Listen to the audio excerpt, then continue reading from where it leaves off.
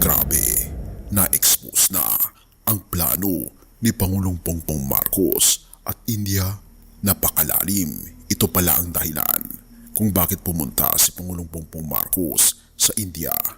Hindi lang ito basta bilateral meeting.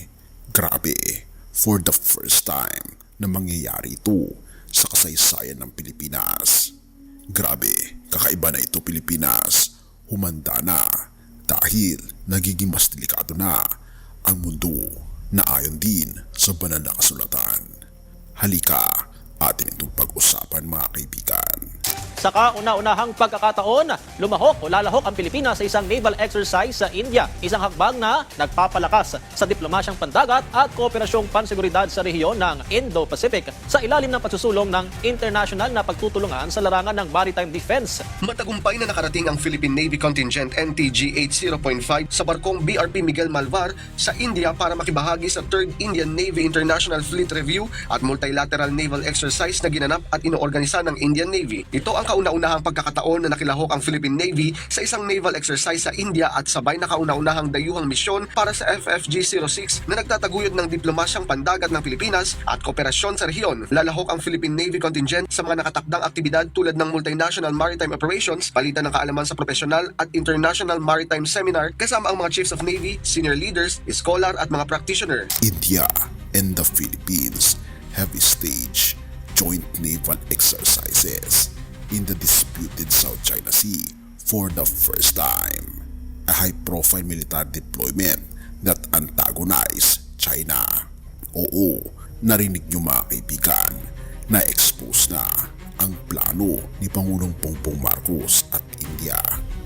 Manda ng Pilipinas. The Philippine Navy says it deployed one of its Miguel Malvar-class ships in India to participate in naval drills there for the first time. Navy spokesperson Captain Marisa Martinez says the FFG-06 or BRP Miguel Malvar left the country on February 5 to participate in the 3rd International Fleet Review and Multilateral Naval Exercise Milan 2026 in Visakhapatnam. The Indian coastal city faces the strategic Bay of Bengal. India has regularly conducted maritime drills with the country in the West Philippine Sea as New Delhi seeks to bolster its influence in the Indo-Pacific region. India's Act East policy seeks to establish its standing as a regional power by cultivating extensive economic and strategic relations with Southeast Asian nations like the Philippines. Akala ng marami isa lang itong state visit, pero bakit tila may tensyon sa hangin? Nagkaroon ng pag-i-stage ng naval drill ang India at Philippines for the first time sa West Philippine Sea. Sa unang tingin parang normal lang na military cooperation, pero teka muna, may mga detalye na hindi agad inilalabas sa publiko. Ang tanong, ano ito? At totoo ba? Una sa lahat, bakit sa India? Bakit si Pangulong Bongbong Marcos ay biglang lumipat patungong India? Bakit hindi lang sa US? O gaya ng Japan na matagal ng kaalyado ng Pilipinas? Simple lang ang sagot dahil may kasunduan na hindi basta-basta. Pero hindi pa ito ang nakakagulat.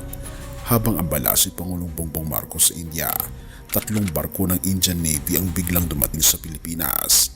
INS Mysore, INS Kiltan at INS Shakti. Hindi lang ito port visit. Habang ginaganap ang bilateral activity, may Chinese destroyer na nakita sa paligid. Ang tanong, bakit sabay-sabay ang kilos ng India at Pilipinas habang si Pangulong Bongbong Marcos ay nasa mismong New Delhi? Ipinadala ng Philippine Navy ang BRP Miguel Malvar FFG-06 kasamang mga crew nito sa India para lumahok sa maritime exercise. Ang BRP Miguel Malvar ang pinakamodernong warship ng Pilipinas. Lalahok ang Philippine Navy sa 3rd Indian Navy International Fleet Review at Multilateral Naval Exercise o Milan 2026. Ito ang unang paglahok ng Pilipinas sa isang naval exercise na gagawin sa India at unang foreign mission ng BRP Miguel Malvar. Pero bakit ngayon? Ito ang unang beses na may ganitong klaseng joint drill sa South China Sea sa pagitan ng India at Pilipinas, at hindi ito basta display. Ayon sa AFP Chief General Romeo Bronner, shadow tayo ng China. Ibig sabihin, may naniniktik, may bantay. Pero hindi raw ito show of force, sabi ni Bronner. Show of unity daw ito. Pero unity laban kanino? At bakit sabi ni Bronner?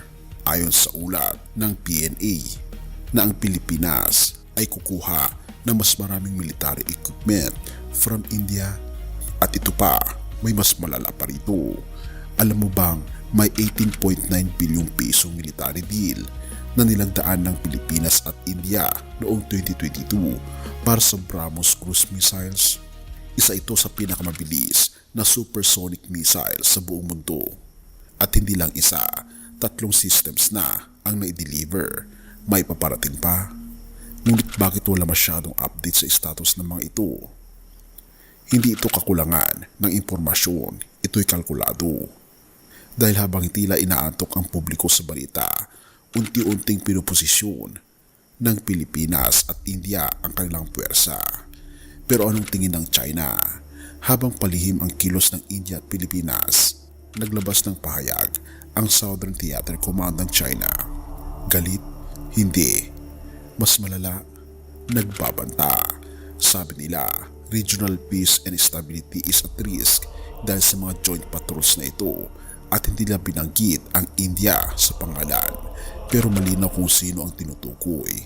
Ang totoo, may border war na dati ang China at India noong 1962. Hanggang ngayon, may mga patayan sa Himalayas. Kaya kapag pinagsama mo ang Pilipinas na may alitan din sa West Philippine Sea at India na may alitan sa Himalayas, parang dalawang apoy na pinagdikit. Kaibigan, Pilipinas, humanda. Hindi lang barko o misal ang pinag-uusapan dito. Ito ay usaping kalayaan, soberanya at posisyon sa geopolitics.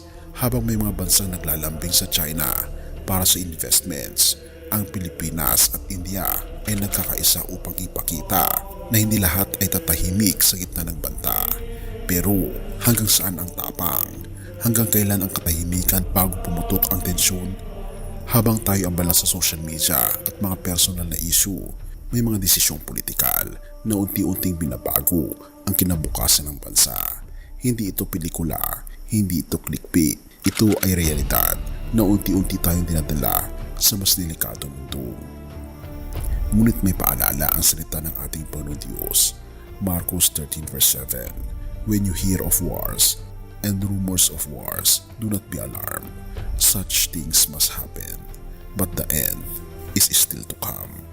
Oo kaibigan, dapat tayong maganda pero huwag matakot. Dahil kahit sa gitna ng geopolitical na alon, may Diyos na may hawak sa karagatan ng kasaysayan. Purihin ang ating Panginoon Diyos.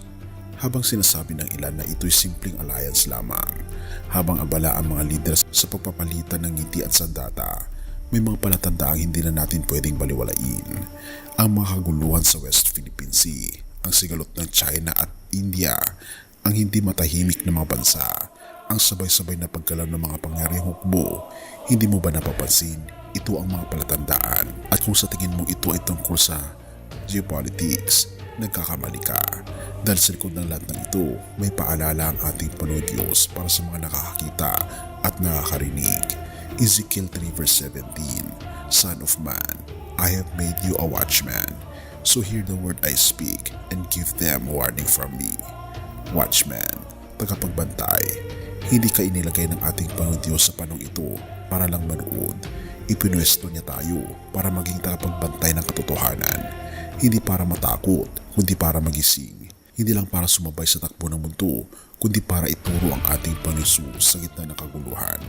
Sapagkat ang tunay na labanan ay hindi lang sa dagat, kundi labanan ng espiritu.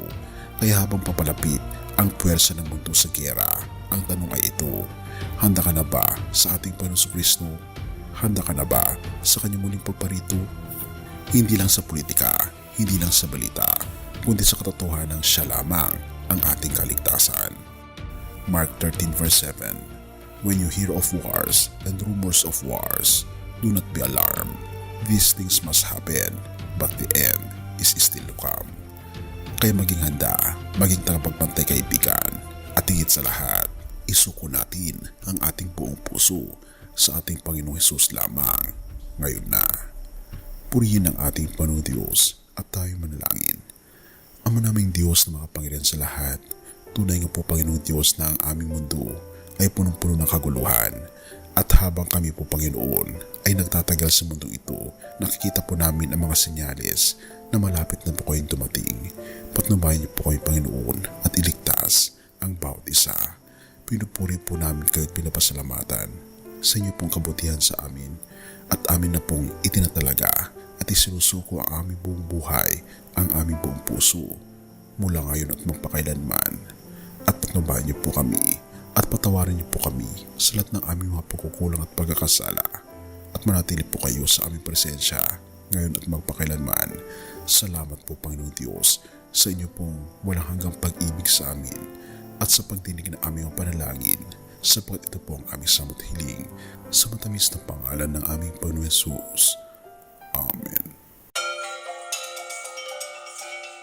Bago natin ipagpatuloy kaibigan, siya nga pala ang Great Controversy na isa sa mga pinaka-kontrobersyal na libro dahil tumutukoy ito sa mga propesiya sa libro ng Daniel at Revelation na nagaganap na sa panahon natin ngayon bago ang pagdating ng ating Panginoong Diyos ay pinamimigay na namin ng libre sa pamamagitan ng PDF. At ito ay nasa limited lamang na panahon, kaya i-click mo sa description sa baba upang ma-avail mo kaibigan ang napaka-importanteng libro ito na magbubukas sa iyo sa mas maliwanag mong hinaharap. Purihin ang ating Panginoong Diyos at tayo magpatuloy.